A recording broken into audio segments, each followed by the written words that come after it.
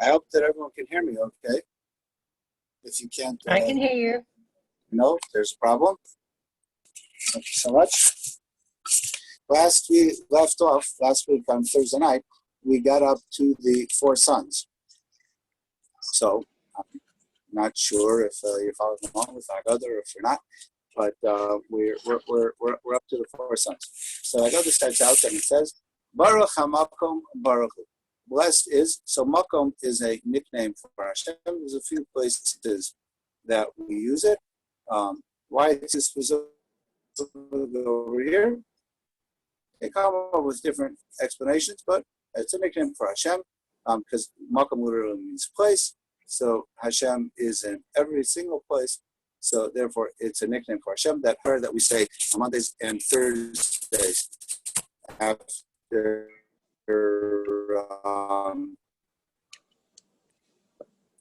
there's a prayer that we say on Mondays and Thursdays after we return after we finish reading from the Torah, rather, and we say over there a very powerful prayer. People are saying it now also. Achenu kol beis Yisrael, all of our brothers from Israel and Sum that are in any difficult situation, whether they're in the sea or the dry land. So there is Hamakom, and of course, probably the most famous place is when somebody comforts a mourner. So then they say, Hamakom Yenachem Eschem, that Hashem should give you comfort. So there also we use that nickname. Hamakom, why over here also? I'm not sure. So it says, Baruch Hamakom blesses Hashem Baruch Hu, Baruch Shnasan Torah La'amo Yisrael. The Torah speaks about four sons. So this is this famous idea that there's four sons that are mentioned in the Torah. Now let's go slowly through each one. Where does it come from, this idea of four sons? So I think what I'd like to do tonight is, I hope this will work well, is if we actually look at the text of the Torah so we'll understand where it comes from. If you look, I have here a Haggadah, which is pretty cool because it's hyperlinked. So whatever you see that's actually a quote from the Torah, it will show you exactly. It will show you exactly where it is if we go to it in the Torah. So if you take a look over here to the Haggadah, the wise one, the Rasha, the evil one. Now the Tom, interestingly, Rashi in Chumash calls the Tom the Ben Tipesh. Tipesh literally means the foolish son.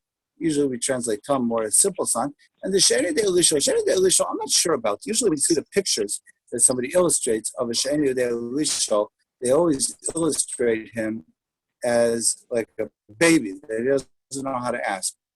But I'm not sure if that's correct. If it's a baby that doesn't know how to ask, it's an adult that just doesn't know how to ask a question.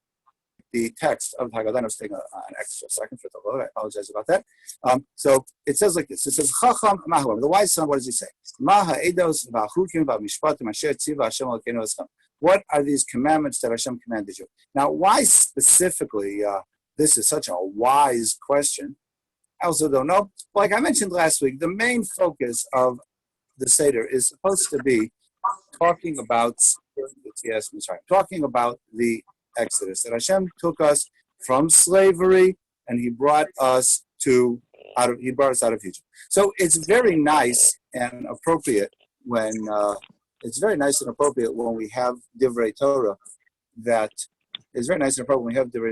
illustrate all different other types of idea. But we should never lose focus of what is the main point of the Haggadah. The main point of the Haggadah, the main mitzvah rather, on Pesach night is to discuss the Exodus. So any Torah that's a beautiful Torah, very often they're even printed in people's commentary, rabbis' commentary to their Haggadah, but that doesn't mean necessarily that it is an appropriate comment to discuss at the Seder. Now, unfortunately, I tested this and it worked beautifully before class. It seems to be giving us difficulty now. So let me just try. If I scroll quickly, maybe that'll work. I feel so stupid wasting everybody's time.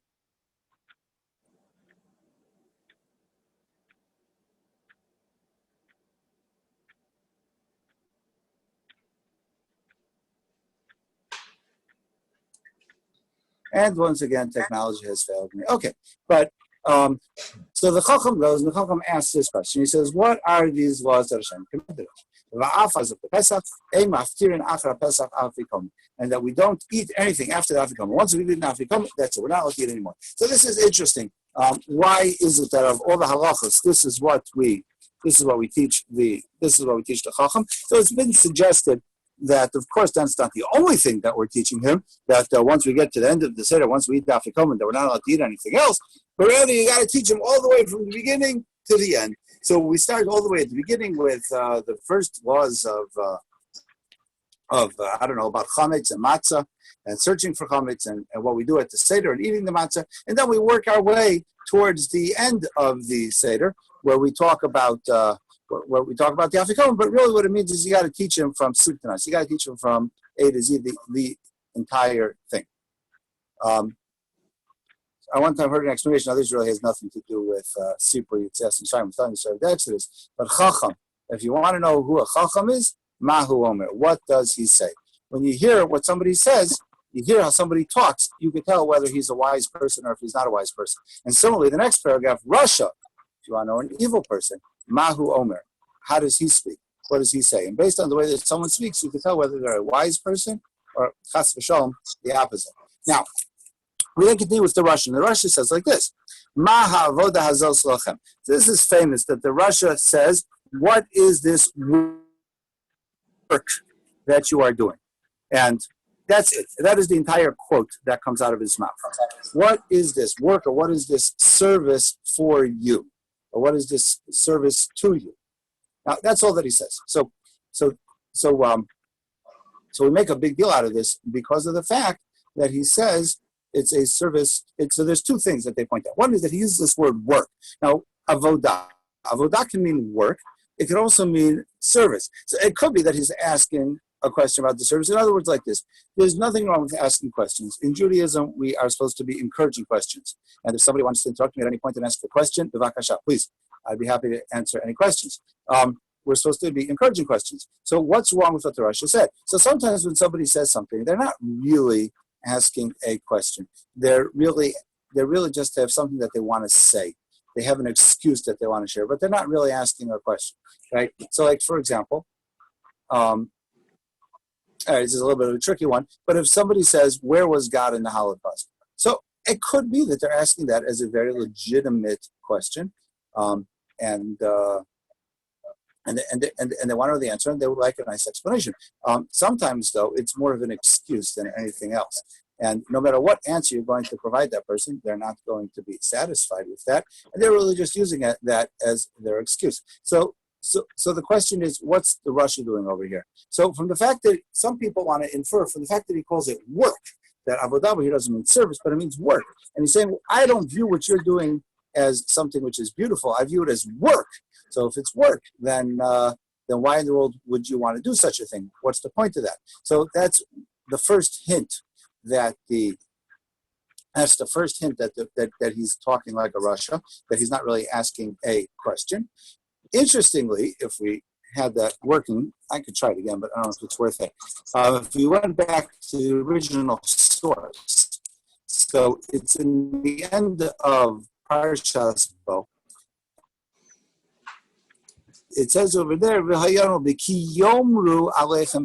you. Now, it does not say, like it says by the Chacham, the Torah, an expression of shoel, an expression of question. It says yomru, he will say to you, right? If he's saying to you, then he's not asking a question. The Chacham says, I have a question.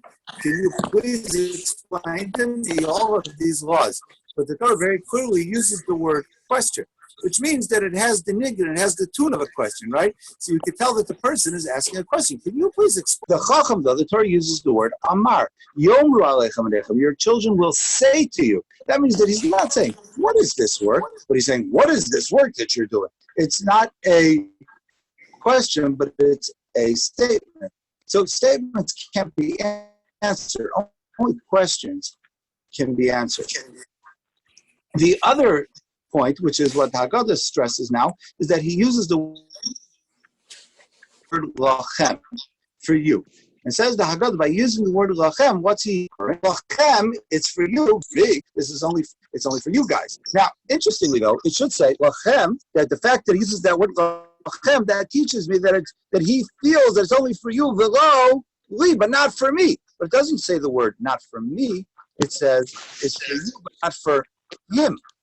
So I don't remember who says it, but someone says an explanation that the reason why we say that it's not for him is because we can't even answer the Russia anymore, even if we wanted to, because he came, he said his piece, and he said, and I'm sick of this, I don't know what you guys are doing, you're living in the past, and he walked out and he left. So now the father who's sitting there, he give an answer to the Russia, because the Russia is not even naming people at the table, that it was lachem, that the Russia said this work is only for you, but he didn't say that it's for him. But he can't answer directly to the Russia because the Russia is not there anymore. The Russia's left the table. Now, because the Russia says that it's only work for you, but he's taken himself out from Klal Yisrael, he's taken himself out from the group, kafar beikar. That shows that he doesn't view himself to be part of our group, and therefore he is like a heretic. Now this word hake is a difficult word to translate. It sounds similar to a word hiko with a kuf, not with a kuf. Hiko with a kuf means to hit. And that's where sometimes you hear that people say that you knock out the teeth of the Russia. That's actually not what it means. Usually it's translated correctly as you blunt his teeth. At one time, a professor, also a Talmud Chacham, a Torah scholar, but a professor of languages in New York, Professor Richard Steiner, showed me a whole article that he wrote about this, and he went through the few rare places that we have this word hake. And the basic conclusion that he drew was that it's something to take away your enjoyment, something to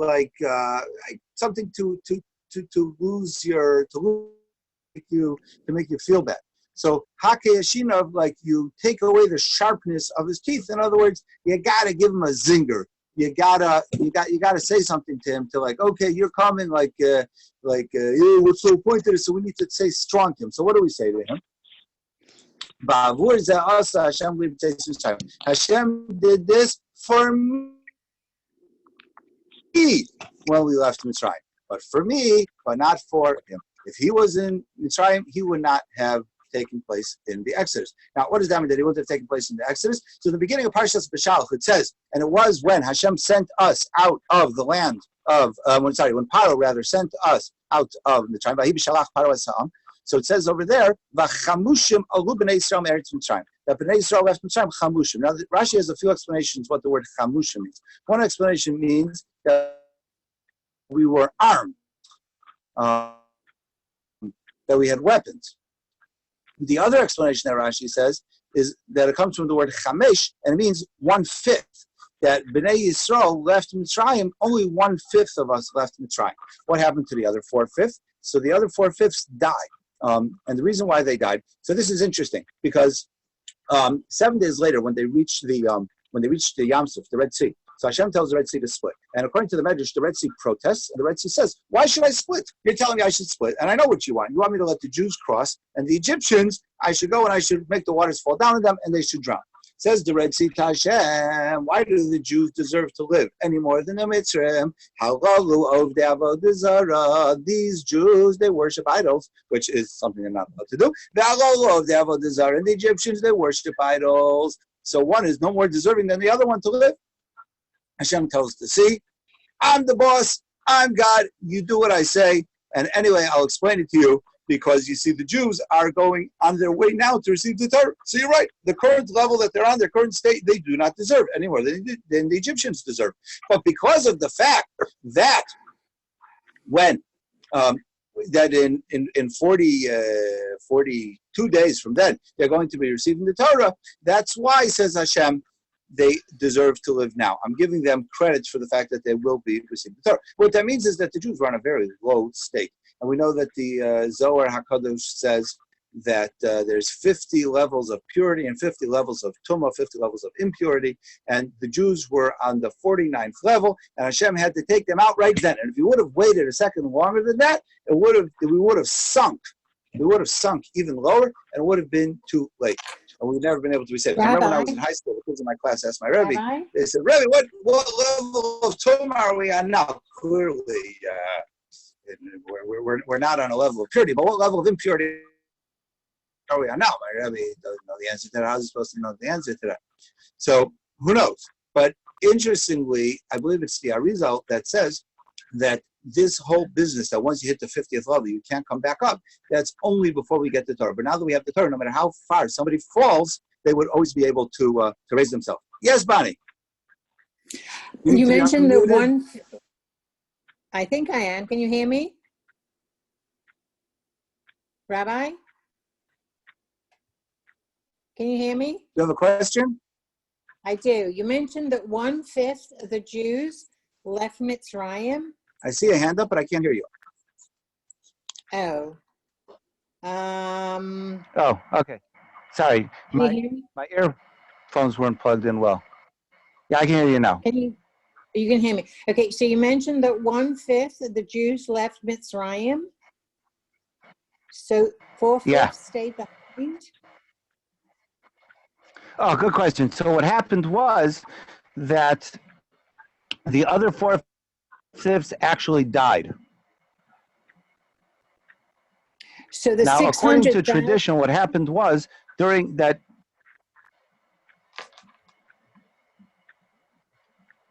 So the 600 souls that were at Mitzrayim, that was that 1/5? Mm-hmm. Okay. Correct. Wow. Okay. Thank you. Now, actually, according to the numbers, the 600,000 is 600,000 men between 20 and 60. Which means if we had to guess how many actual Jews left, how many actual Jews left Mitzrayim, it would be, you figure, sorry about that, you figure it's got to be, if there's 600,000 men between the ages of 20 and 60, then there's probably 600,000 females between the ages of 20 and 60. Plus, you got the 0 to 20 age group, and you also have the 60 to 80s, probably also. So they usually figure out 2.5 million, something like that, is the number that left. Now, who didn't make it out? So Rashi tells us that during the plague of darkness is when they died. Why would they die during the plague of darkness? Because if the Jews would have died when the Egyptians could have noticed that they're dying, then it would have taken away from the whole message that Hashem is trying to give. It's a little bit noisy. If you don't mind, I'm going to mute. I'm going to mute everyone else's microphone. Oh, it's better. So it would have taken away the message. Hashem is trying to give this message that there is no such thing as hold on, where'd it go? There is no such thing as nature in the world, and if you don't mind, I'm going to mute everyone. And if you want to ask a question, then you can just unmute yourself or raise your hand again. Let's see if that helps. So during the plague of darkness, so all these Jews died because if it wouldn't have happened during the plague of darkness, what would have happened was that the Egyptians would see all the Jews are dying, and they would say that there's a plague going on. It's why are all the Egyptians dying? Why are all the animals dying? Why was there blood? Why was there frogs? I don't know. There's weird things going on in the world. But it's not only happening to us, it's also happening to the Jews. And it would have taken away the whole message that Hashem was trying to give, that everything in the world is controlled. So the only way to do that was to make them die during choshech, during darkness, and this way the Egyptians would not be able to see it. And if they wouldn't see it, now of course when they wake up from the darkness, how do you not notice that there's 10 million people missing? But nevertheless, at least they didn't see them dying during the plague. They didn't see them dying, and that means that the first few days of the plague of darkness, the Jews were very busy because they were burying everyone, or I imagine they buried them all in the ground, because there were millions and millions of people, according to that, that all didn't make it out. Which means that what was it then that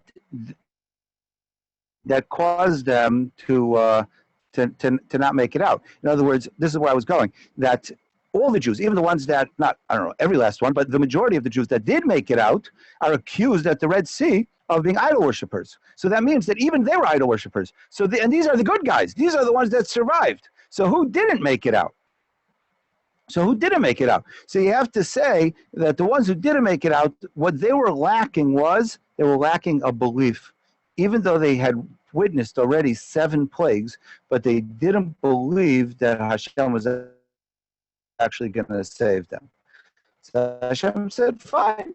If you don't believe that I'm going to save you, you know what? You're right. Those didn't make it out. So the Jews that did make it out, they weren't such big tzaddikim either. There's this famous medrash that doesn't say this exactly in the medrash, but the way that it's always quoted is that there were 3 things or 4 things that allowed us to merit being saved. That we didn't change our names, that we didn't change our language, that we didn't change our mode of dress, and that we didn't speak Lashon Hara about each other. We didn't speak negatively about each other. Now, interestingly enough, one might argue that if the whole merit that got us out of Egypt is that we didn't change our language, and we didn't change our name, we didn't change our mode of dress, so like you would think that that's got to be of the utmost importance. So I happen to go by a Hebrew name, but I'm speaking English, and my dress is regular American dress. I don't think it means specifically to the penguin dress code of black and white. Usually when I tell my class that there's no such thing as Jewish dress, they tell me tznius. But I don't think that's what it means. That's definitely true that that's appropriate for Jews, but it seems that there was something that was unique to the way that Jews dressed, and they didn't assimilate in that fashion, that they kept their fashion of Jewish dress. So that being the case, you might argue that if this is what got us out of Mitzrayim, that we didn't change our name, we kept our Jewish name, that we didn't change our language, that we didn't change our dress, then for sure that's of utmost importance. But Rav Moshe Feinstein has a famous responsum, and he writes in his Sefer Igros Moshe that he says it's not true.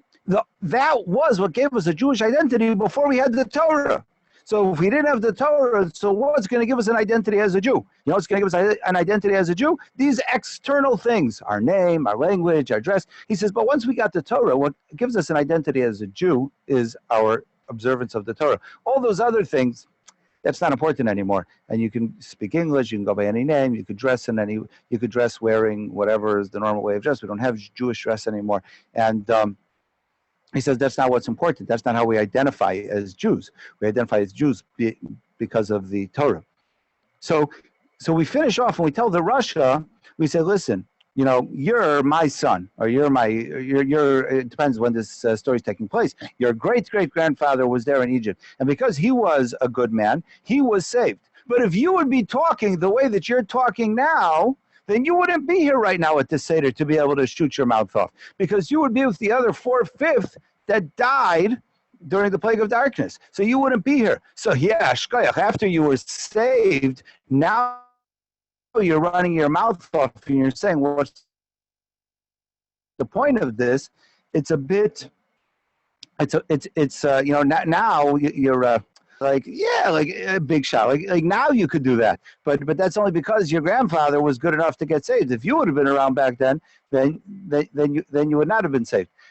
Now, the other interesting thing, which the question is so much better than the answer. I remember the first time I heard it, I was like in 7th grade or something like that.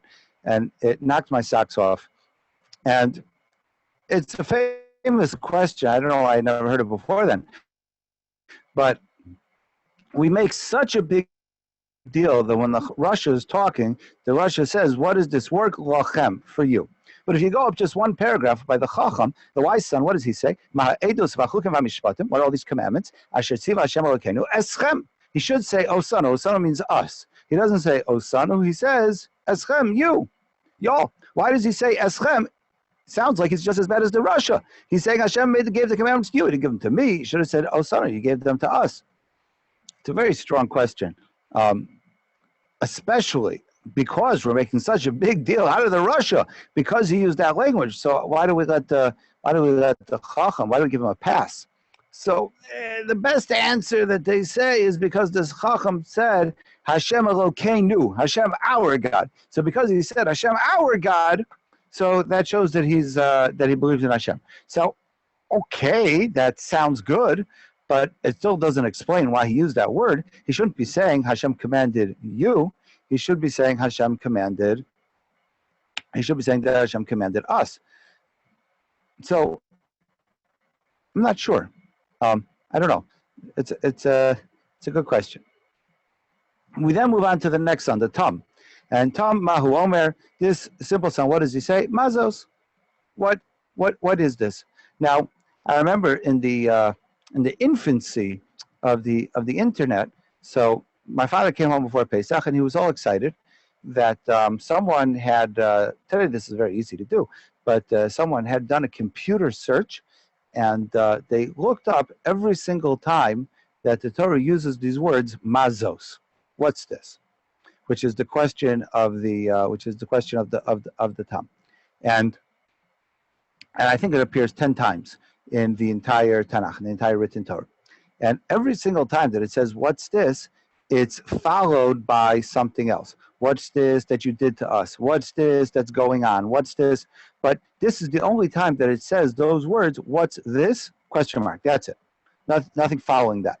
So if you look at Rashi over here on this verse, Rashi says this is the question of the, I mentioned before, Rashi calls him the Ben Tipesh, the foolish son. This is the question of the foolish son that doesn't know how to ask a deep question. To give his question some omek, some depth. What makes it, what shows Rashi that he doesn't know how to give any depth to his question? Exactly because of that. Because every other time we find this expression of what's this, there's something more to it, right? He can't say anything more than what's this? It's sort of like the student that comes over to me and says, I need help. And I say, okay, sure, with what? And they say, with doing this problem. And I say, okay, what's the issue? And they say, I just can't do it. And I said, well, I'm sorry, you're going to need to give me more information than that. I just can't do it. It's not enough to, so like, where is the problem? See, he doesn't know how to put any depth to his question whatsoever. All that he says is, what's this? So what exactly is that question? He doesn't know how to make his question very deep. So the Torah says, okay, so you should say to him, so you start him with the basics, and you tell us that there was such a thing as an Exodus, and Hashem took us out of Mitzrayim. Yes, Sima. Number one, I think I don't know how good it is, but I do have an answer to the question about the Russia that you were saying. The Chacham says your mitzvot, while the Russia says the same thing to you, and the Russia gets reprimanded, but we let the Chacham pass. So maybe it's because, how old is it?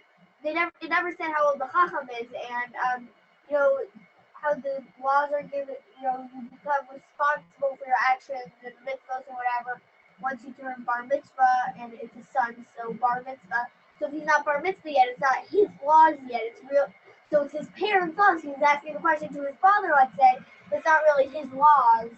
So it's not his commandments yet. Interesting. I'm not sure if that got picked up on the microphone. Simple wants to suggest that the Chacham maybe is not yet bar mitzvah. So therefore, he doesn't view himself as being commanded. So therefore, he says to the father, "You were commanded, but not that I was commanded." Interesting. I like that. Nice answer. Also, why these four different? Now, the last son is the Sheinu Yodei Lishol, the one that doesn't know how to ask. Now, like I mentioned before, typically in the pictures they draw him like a baby. I don't know why.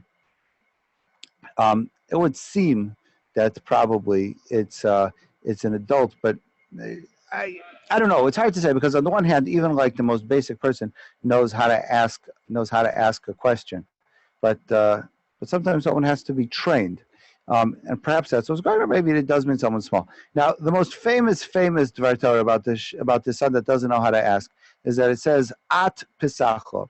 Now, the word at means you, but it's a feminine word. Ata means you for a male, and at is you for a female. So the question is, why does it use the female at over here? So they say this idea, which is a very beautiful idea to share at the Seder, that sometimes the child needs the encouragement, and that encouragement is not going to come from dad.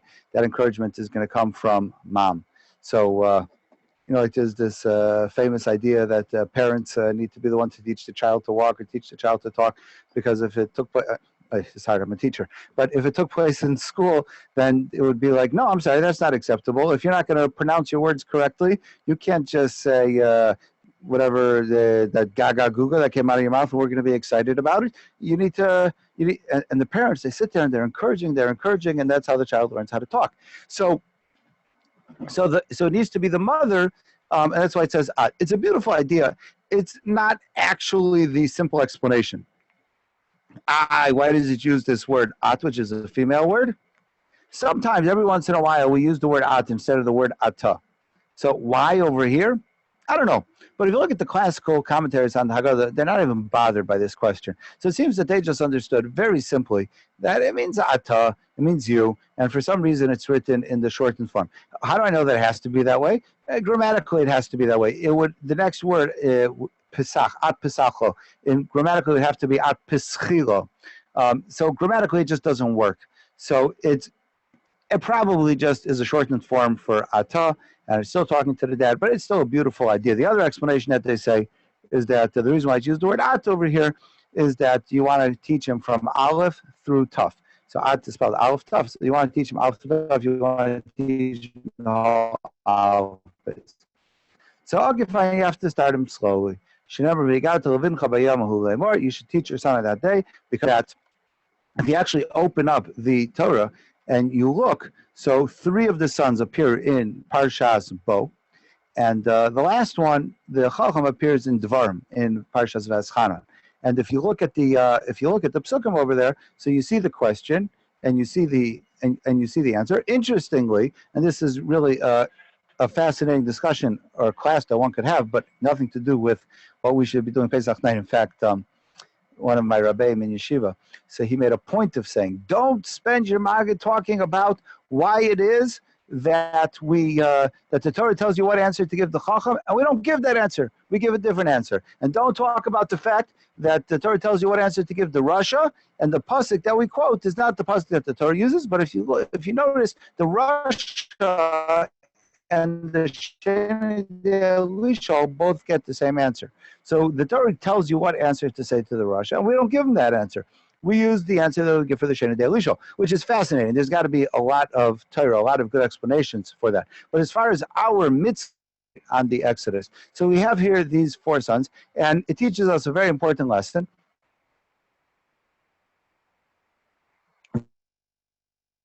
That a father has to go and relate to each one of his different, and say, not is every child to what's going to work for them. I come from a family of 4 boys, so whenever I was growing up and we'd be walking down the street together, so it was natural for people to see my father and say, oh, like it says in the Haggadah, the Torah speaks about 4 sons. My father was always very sensitive about that, because only one of the sons is the wise one. So he didn't appreciate that comment. But we have children, and no 2 children are the same. No 2 children can be taught the same way.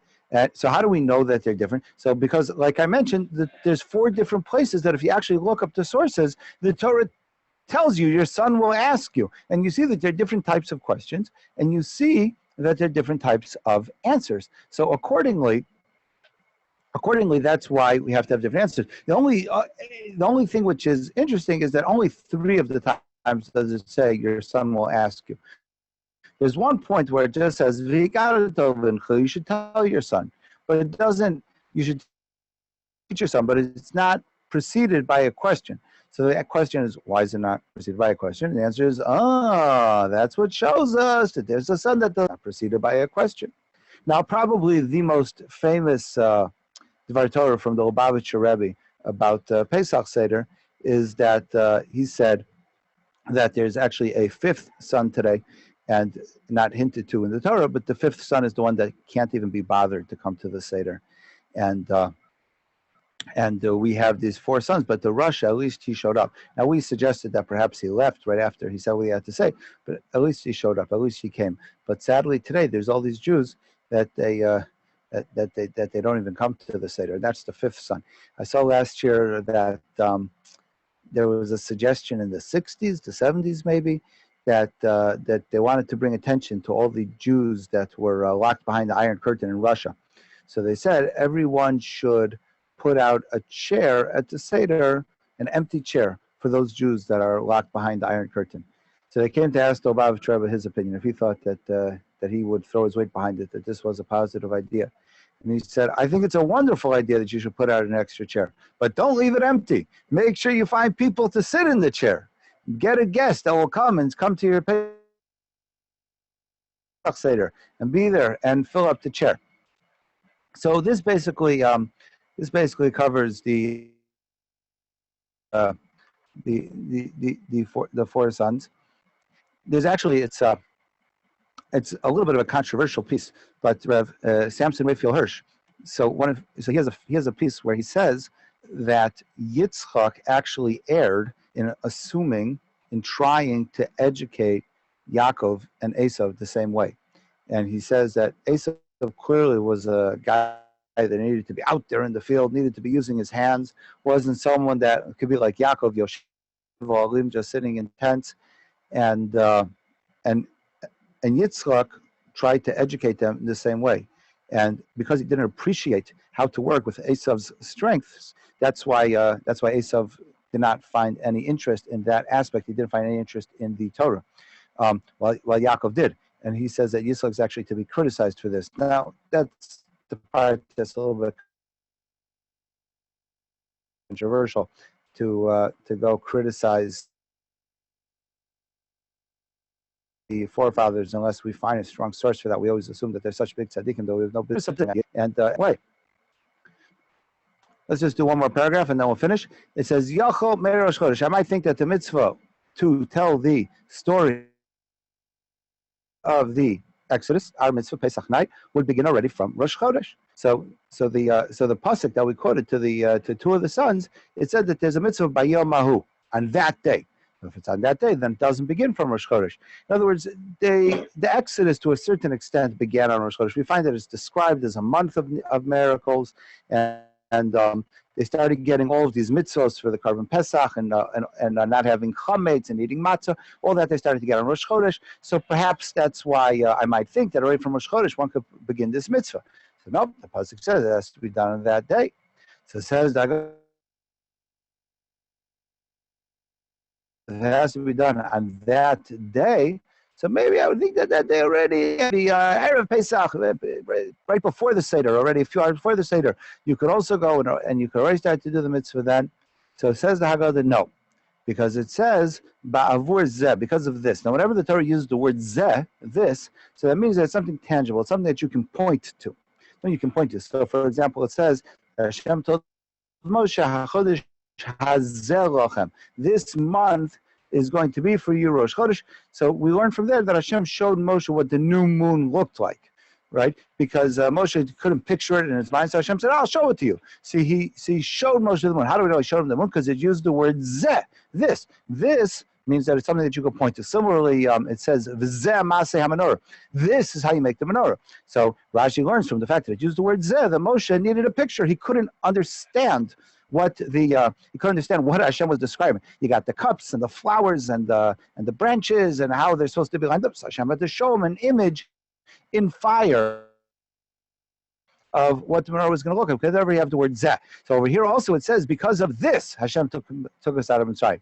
So this is referring to the matzah and the maror, which means it has to be that the matzah and the maror are sitting in front of you. Now, it's not enough to physically just go and take matzah and maror, your props, and put them there in front of you, but it has to be the time where the matzah and the maror have halachic significance. When there's a mitzvah to have matzah and maror, that time when there's a mitzvah to have matzah and maror is specifically Pesach night. So only when there's a mitzvah to eat matzah and there's a mitzvah to eat maror is there also a mitzvah to relate the story of the Exodus. Okay. Thank you so much for coming and listening. Does anyone have any questions before I leave? No. Okay, wonderful. Thank you. Have a great night. And you, Rabbi. Thank you so much.